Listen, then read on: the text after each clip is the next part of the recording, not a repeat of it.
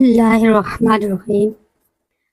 حدیث قدسیہ، ایمان کے بغیر قریبی رشتہ داری بھی کام نہیں آئے گی۔ ابو ہریرہ رضی اللہ تعالیٰ عنہ سے روایت ہے کہ نبی کریم صلی اللہ علیہ وسلم نے فرمایا، قیامت کے دن حضرت ابراہیم علیہ السلام اپنے باپ آزر سے ملیں گے، جبکہ آزر کے چہرے پر سیاہی اور غبار چھایا ہوگا۔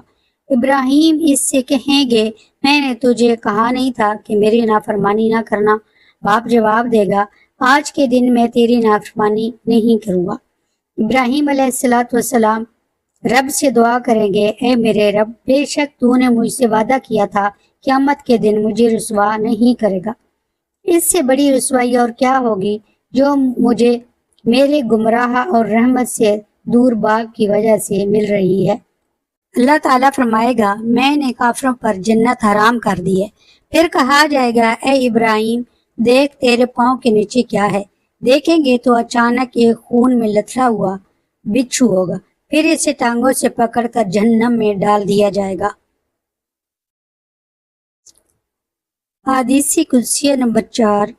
ہلکے ترین عذاب سے بچنے کے لیے بھی شرک سے اجتناب ضروری ہے۔